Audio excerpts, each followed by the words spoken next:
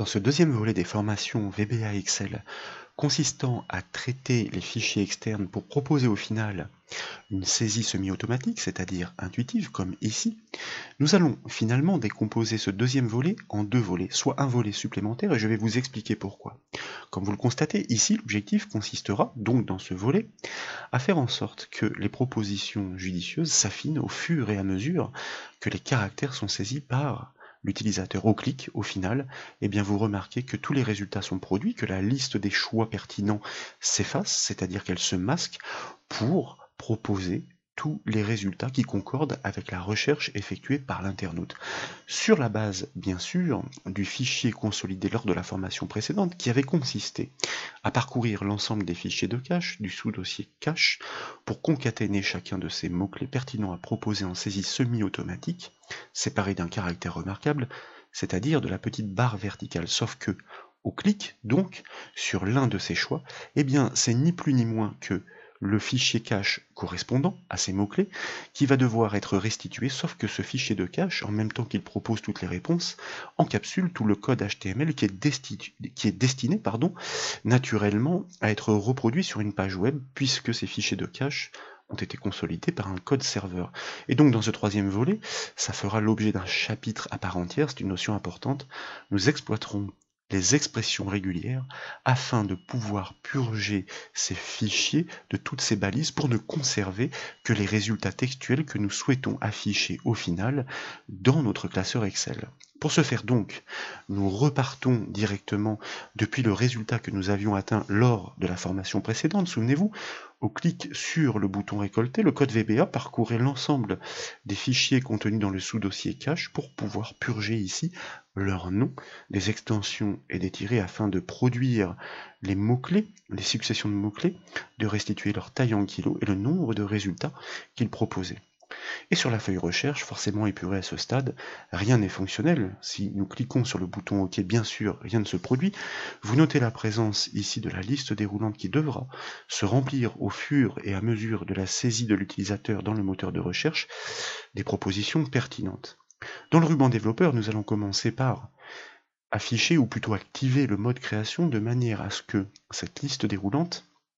ne soit pas visible par défaut grâce à sa fenêtre propriété, c'est un contrôle ActiveX, et donc nous pouvons la paramétrer de façon assez avancée comme sa couleur et bien d'autres choses, et l'objectif ici est de basculer sa propriété visible à false de manière à ce qu'en exécution, sauf ordre contraire, eh bien que cette liste ne prenne pas le pas sur l'affichage et donc ne soit pas visible. Et d'ailleurs, lorsque nous recliquons sur le bouton mode création pour revenir en exécution, vous constatez que fort logiquement elle disparaît donc. L'objectif est de pouvoir produire dans ce deuxième volet, donc qui va précéder le troisième, dont je vous ai parlé pour les expressions régulières, ces choix intuitifs pertinents au fur et à mesure de la saisie, sur la base de ce petit fichier texte concaténant les mots-clés à restituer, en fonction des caractères tapés. Pour ce faire, et sans plus attendre, donc nous revenons en mode création, et nous allons directement cliquer, double-cliquer sur notre bouton OK, comme vous le savez, afin de basculer dans l'éditeur de code VBA, et plus spécifiquement entre les bornes de la procédure valider clic, soit le code qui devra se déclencher au moment où nous cliquerons sur le bouton valider. Mais ce n'est pas forcément celui-ci qui nous intéresse tout de suite, puisque celui que nous voulons coder est celui du moteur de recherche, donc nous double-cliquons dessus et vous voyez que l'événement qui lui est directement associé n'est plus le clic puisqu'il s'agit d'une zone de texte, mais l'événement change. Ça veut dire qu'un code dans ces bornes va se déclencher à chaque fois qu'un changement est détecté, si vous voulez en d'autres termes, à chaque fois qu'un caractère est tapé. C'est exactement ce que nous cherchons.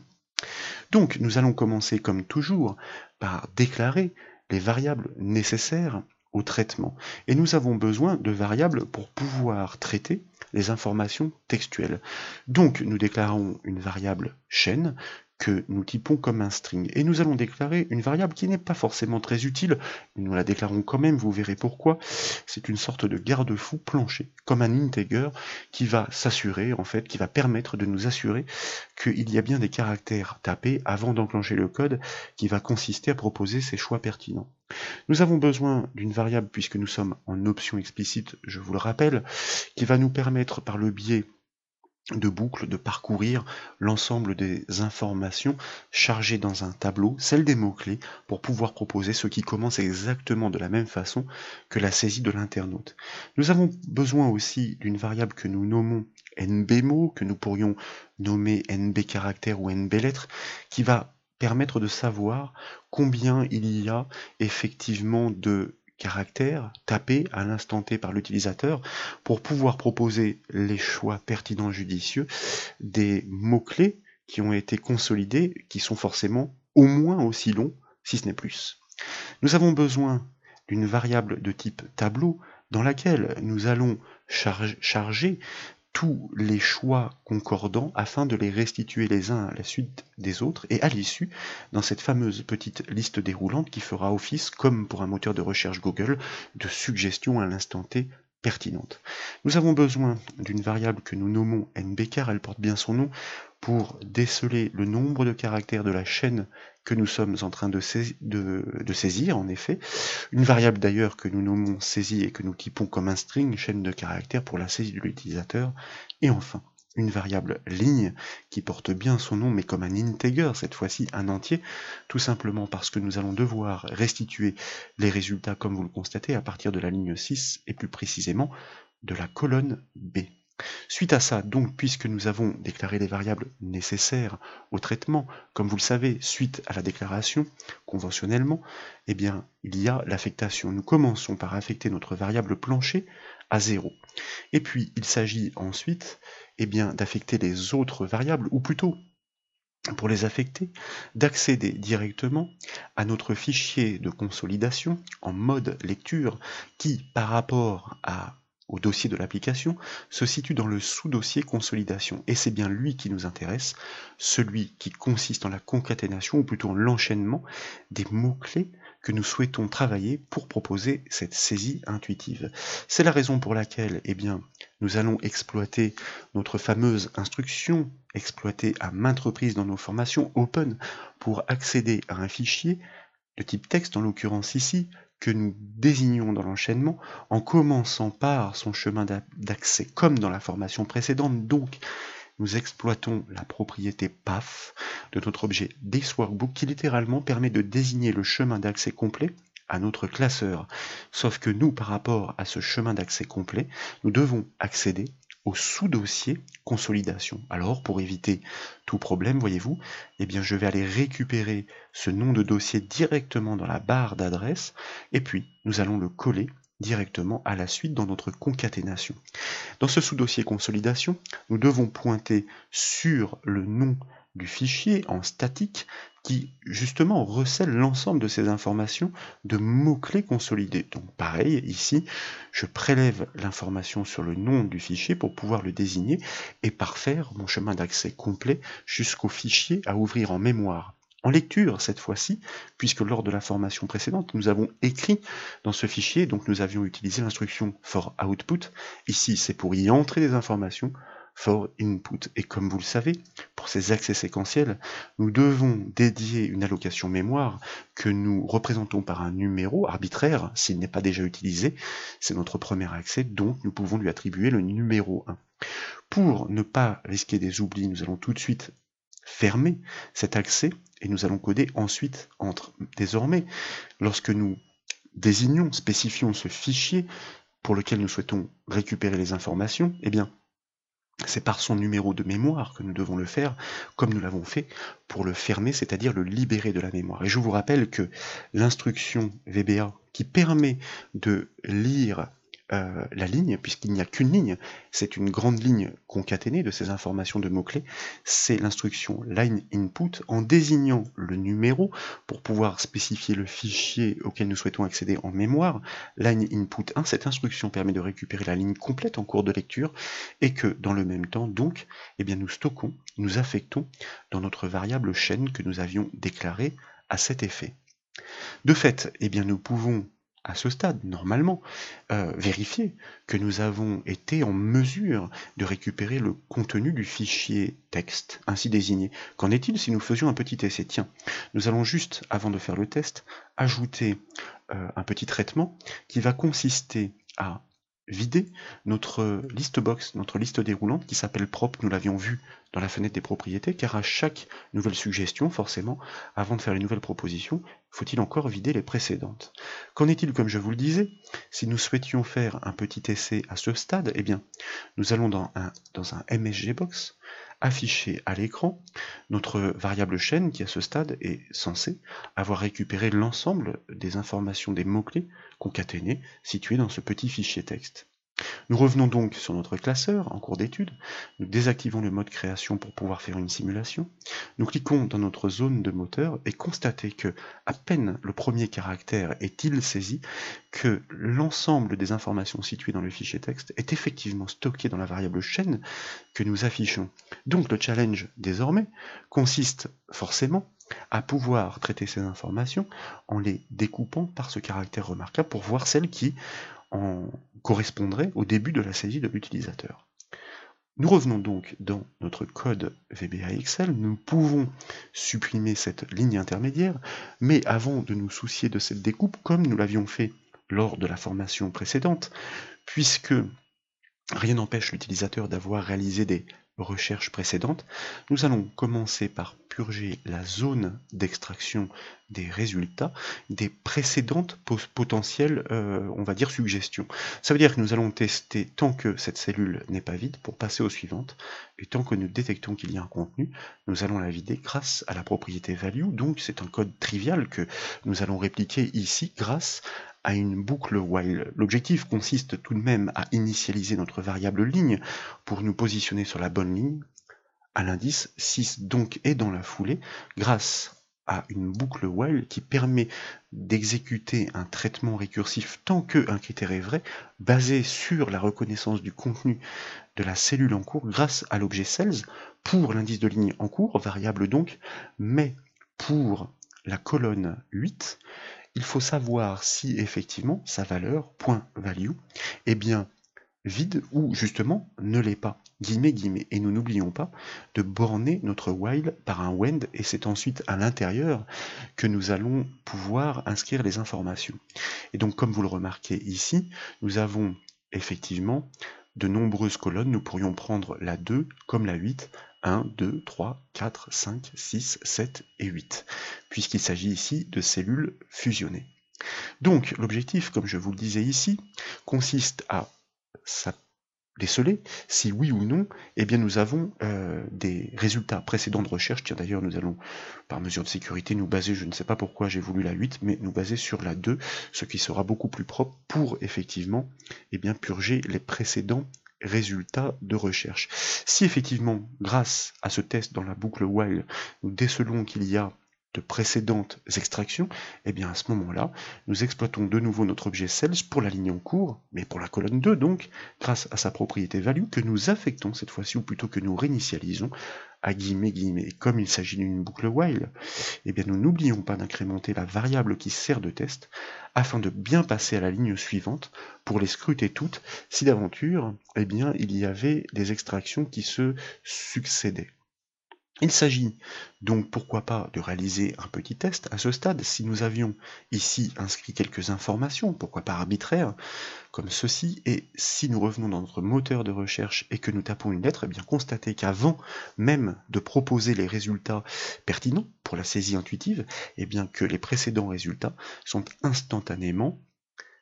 effacés, réinitialisés, et en un temps record, cela signifie que c'est bien transparent pour l'utilisateur. Il s'agit désormais,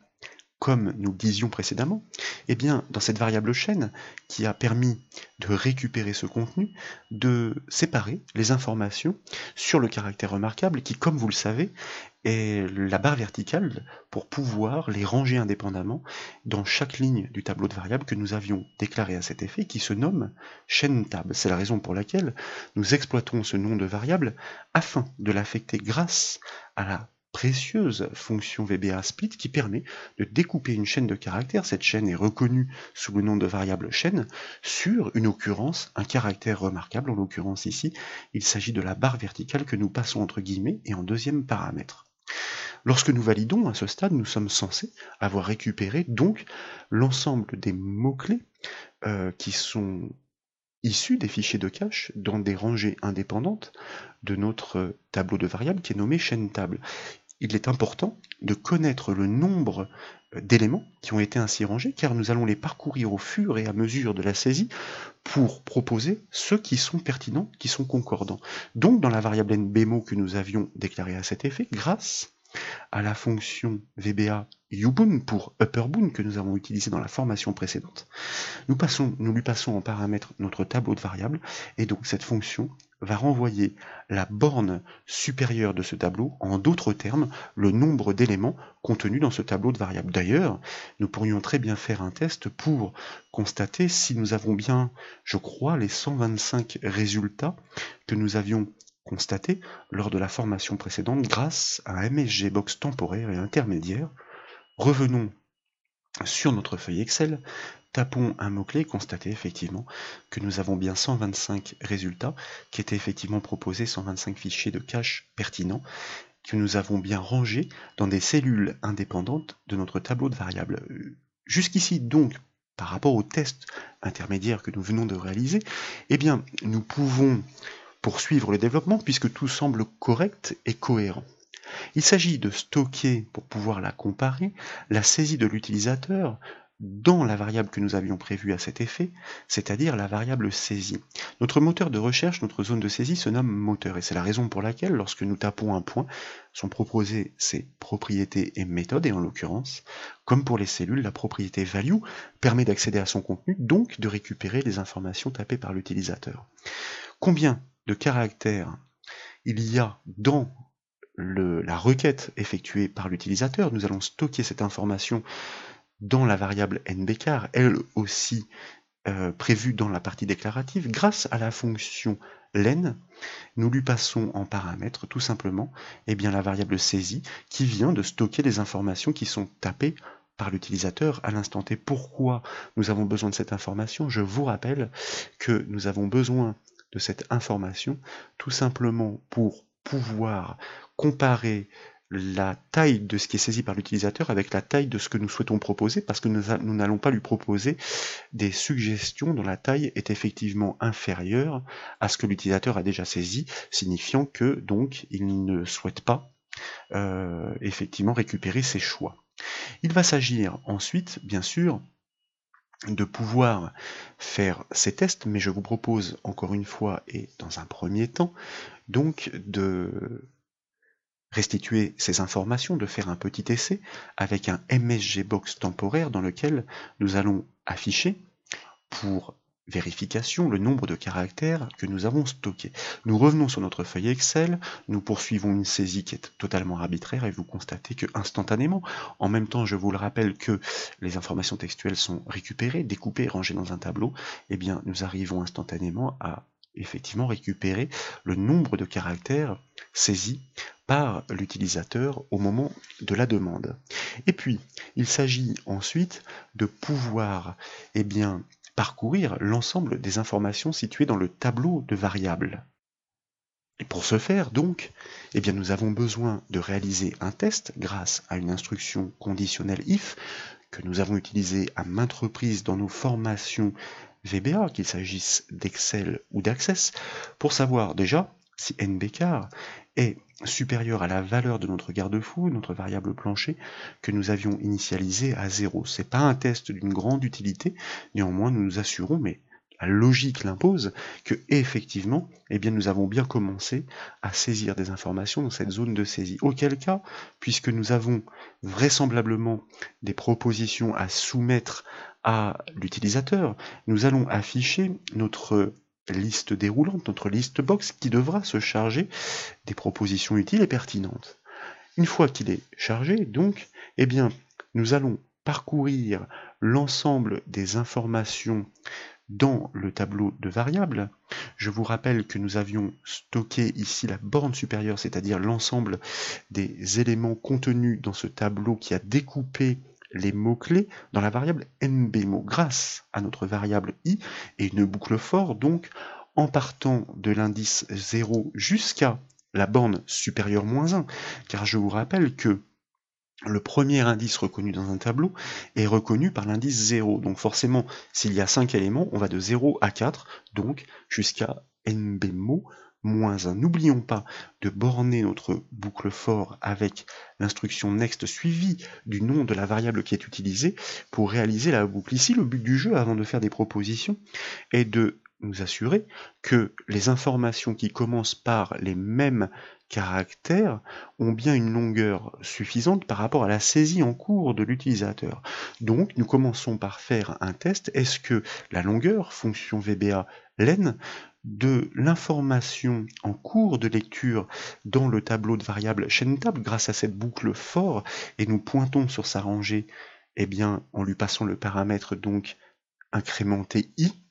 entre parenthèses donc, est-ce que c'est bien supérieur tout simplement à nbcar moins 1, c'est-à-dire que ça vaut au moins la longueur de la saisie en cours de l'utilisateur, pour ne pas lui proposer des choix de termes dont la longueur est déjà dépassée, ce qui signifierait que l'utilisateur n'est pas intéressé, il veut plus de précision. Auquel cas, eh bien, si la longueur coïncide, le but du jeu est de savoir ensuite si le début des informations proposées à cet indice dans le tableau de variables qui range ces mots-clés coïncident avec la saisie de l'utilisateur, commence par les mêmes caractères dans le même enchaînement. Est-ce que la saisie, puisque je vous rappelle que c'est dans la variable saisie que nous avons stocké les informations tapées par l'utilisateur, est égale, eh bien, au même début que l'information contenue dans le tableau de variables, fonction VBA left pour prélever une partie d'une chaîne de caractères par la gauche, donc par le début. Cette chaîne de caractères, eh bien, c'est effectivement l'information contenue dans le tableau de variables pour l'indice en cours de lecture, donc reconnu par la variable i, et nous souhaitons effectivement découper par la gauche jusqu'au nombre de caractères coïncidant avec la saisie de l'utilisateur. Nous fermons bien la parenthèse de la fonction left et nous fermons bien la parenthèse de la fonction if, et nous n'oublions pas dans l'enchaînement de borner notre instruction if pour ne pas l'oublier ensuite. Et donc, si effectivement ce choix est un succès, ça veut dire que la proposition que nous avons à lui faire semble être cohérente par rapport à ce qu'il est en train de taper. Auquel cas, donc, eh bien, nous allons ajouter ce choix qui commence par les mêmes caractères en tout cas, et qui n'est pas plus court. Dans la liste déroulante, nous utilisons donc la propriété addItem de notre liste box propre, et nous y ajoutons tout simplement la chaîne de caractères qui est reconnue par notre tableau de variables chaîne-tab pour l'indice en cours de lecture et pour lequel nous venons de faire avec succès les vérifications d'usage. Qu'en est-il si nous devions faire un petit test à ce stade? Nous revenons sur notre feuille, nous allons purger les informations qui sont contenus dans notre zone de texte. Une question quand même importante, je ne me souviens plus si nous l'avions fait à ce stade. Oui, nous avions bien rendu cette liste déroulante visible, ce qui est important parce que effectivement nous pourrions très bien réaliser ces manipulations avec succès, mais si elle n'est pas rendue visible, nous ne pourrions le visualiser, constater que d'ores et déjà notre effectivement saisie intuitive semble être un succès, puisqu'au fur et à mesure de la saisie, soit des caractères tapés, remarquez que les suggestions s'enchaînent dans la liste déroulante proposée en dessous, qui s'active donc, qui s'affiche, et vous voyez ici on a le E, donc tous les mots-clés qui commencent par un E, c'est-à-dire en cache les résultats pertinents de la recherche, notre base de connaissances. Si nous tapions un X, vous constatez que les résultats s'affinent. Nous allons taper un T pour extraire. Vous voyez que tout ce qui est Excel a disparu, si bien qu'au final, il nous suffira de cliquer pour l'utilisateur donc sur le choix proposé afin de gagner du temps et de restituer tous les résultats correspondants.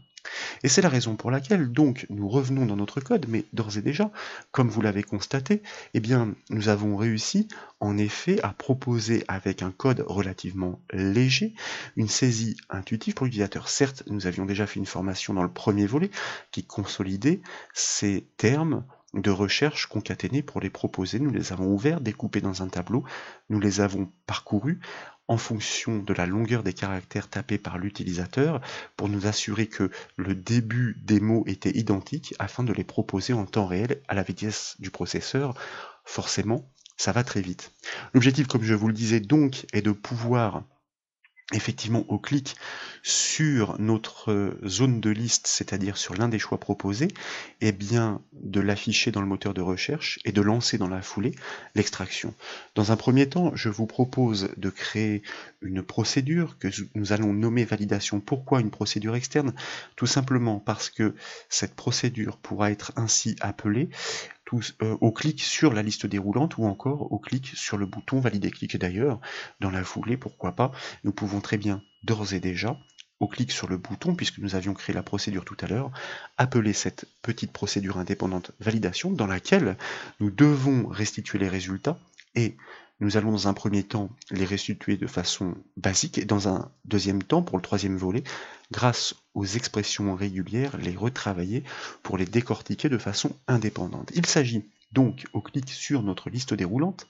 de pouvoir afficher ce terme dans le moteur de recherche et de produire l'extraction. Donc nous allons revenir en mode création dans un premier temps, de manière à pouvoir afficher notre liste déroulante, sur laquelle nous allons double-cliquer pour générer dans l'éditeur de code la procédure qui lui est appliquée, qui lui est, on va dire, liée propre clic, c'est-à-dire le code VBA qui va se déclencher au clic sur cette liste déroulante. Et bien lorsque nous cliquons sur l'un des choix, comme je vous le disais, dans notre moteur de recherche, propriété value de notre objet que nous avons nommé moteur grâce à sa fenêtre propriété, nous allons affecter tout simplement le contenu cliqué par l'utilisateur dans la zone qui se nomme propre et nous y accédons grâce là aussi à sa propriété value. Et de fait, eh bien, nous allons pouvoir purger les informations de notre liste déroulante puisqu'elle a rempli sa mission à ce stade grâce à sa méthode clear et dans la foulée bien sûr pour qu'elle n'interfère pas, qu'elle ne fasse pas parasite, nous allons la masquer puisque l'utilisateur vient de valider l'un des choix. Il doit donc pouvoir visualiser les extractions qui vont être produites juste en dessous propriété visible booléenne donc que nous recalons à false. Et dans l'enchaînement, là aussi, c'est la procédure validation qui est appelée, car c'est elle qui devra se charger de pouvoir restituer les résultats en cohérence avec le choix qui a été fourni par l'utilisateur. Nous revenons sur notre feuille, nous désactivons le mode création pour pouvoir effectivement réaliser de nouveau un petit essai. Je voudrais m'assurer ici que ma liste déroulante est toujours bien en propriété visible à false, car vous voyez, c'est un petit défaut dans notre code à l'heure actuelle. Et bien, comme nous avons recalé sa propriété à true, et bien du coup, elle était de nouveau visible. Donc il faudra par le code à chaque fois la remettre en propriété visible à false, ce qui n'est plus un souci, puisque je vous rappelle qu'au clic, elle va d'elle-même s'effacer. Et comme je vous le disais, nous allons donc réaliser un petit essai. Je m'aperçois ici qu'il y a une petite erreur. En effet, fort logiquement, comme tout à l'heure, j'ai dû écrire sans m'en apercevoir par-dessus. Eh bien, j'ai tout simplement mangé le n-sub qui est nécessaire pour terminer notre construction. Alors pas bien grave, nous pouvons retourner dans notre éditeur de code et faire une petite simulation qui consiste effectivement à taper les premiers mots. Finalement, ce choix nous convient, donc nous cliquons sur la liste, constatez que effectivement le choix est instantanément rempli dans le moteur de recherche et donc que la procédure validation est appelée. Mais comme pour l'instant son code est vide, aucune extraction n'est produite, ce que nous devons maintenant réaliser par le code VBA. Et nous allons commencer, comme toujours, par la déclaration des variables qui sont nécessaires. Nous allons nous permettre tout d'abord d'ajouter encore une fois une sorte de garde-fou grâce à une instruction onErrorGoToPB, une étiquette que nous allons construire dans la foulée en bas de notre code et je vais vous expliquer pourquoi. Il peut y avoir des, on va dire, soucis qui surviendraient du fait que bien ce fichier n'est plus présent ou bien que le choix ne correspond pas avec un fichier de cache qui est encore enregistré sur le disque. Auquel cas, plutôt que de générer un souci car nous n'arrivons pas à y accéder en lecture, eh bien nous allons tout simplement informer l'utilisateur qu'il n'y a pas de réponse au résultat qu'il a demandé. Donc, dans la cellule pour la ligne en cours, en l'occurrence, c'est plus la variable ligne, hein, autant pour moi, puisque là, il s'agit d'informations statiques. Nous savons que nous débutons à la ligne 6 et pour la colonne 2, soit la colonne B, propriété value, eh bien, nous pouvons ici l'affecter à un résultat qui sera sans ambiguïté pour l'utilisateur, pas de résultat de recherche dans les caches par exemple. Et normalement, si nous voulions parfaire l'application, eh bien, il faudrait lancer un autre code, comme nous l'avions vu dans les formations VBA Excel permettant de piloter des bases Access à distance, pour ne plus se référer à ces fichiers de cache, mais reproduire des requêtes SQL afin d'essayer de trouver des résultats en concordance avec les mots-clés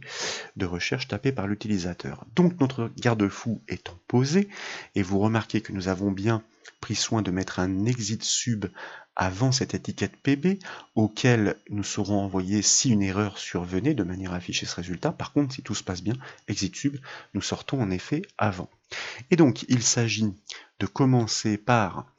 déclarer les variables nécessaires, car je vous rappelle ici que l'objectif consiste à ouvrir le fichier de cache correspondant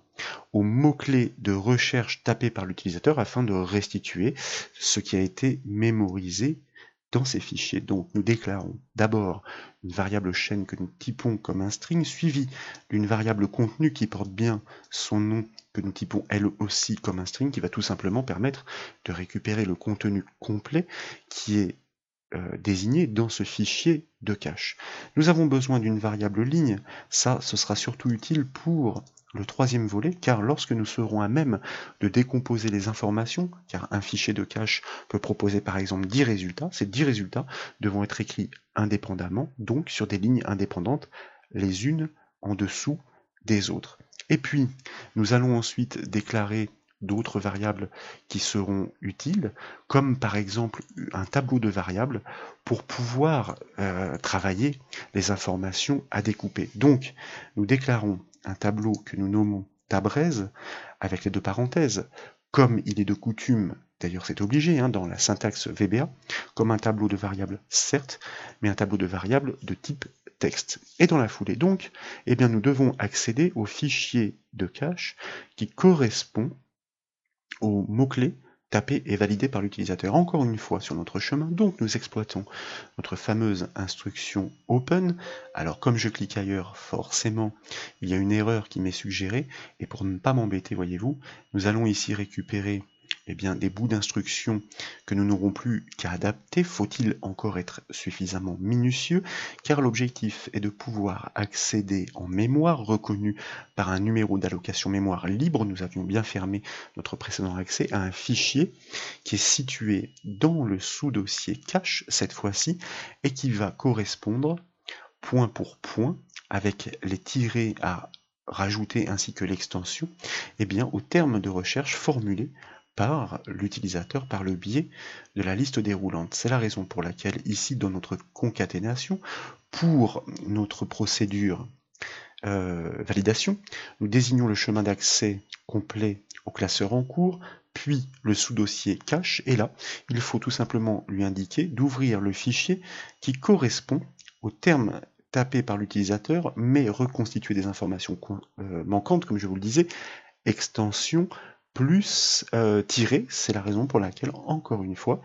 nous utilisons notre fameuse fonction VBA replace, qui va permettre pour les informations qui sont à l'instant T contenues dans notre moteur de recherche reconnu par son nom moteur, propriété value pour récupérer son contenu. Nous souhaiterons donc remplacer tous les espaces par un tiret, car les noms de fichiers n'ont pas d'espace, et à cette reconsolidation, nous souhaitons ajouter l'extension .txt, si bien que vraisemblablement, nous devrions donc pouvoir accéder au contenu de ces fichiers de cache qui recèlent l'ensemble des informations des résultats à proposer à l'utilisateur qui a tapé ces mots-clés et auxquels nous avons répondu par une saisie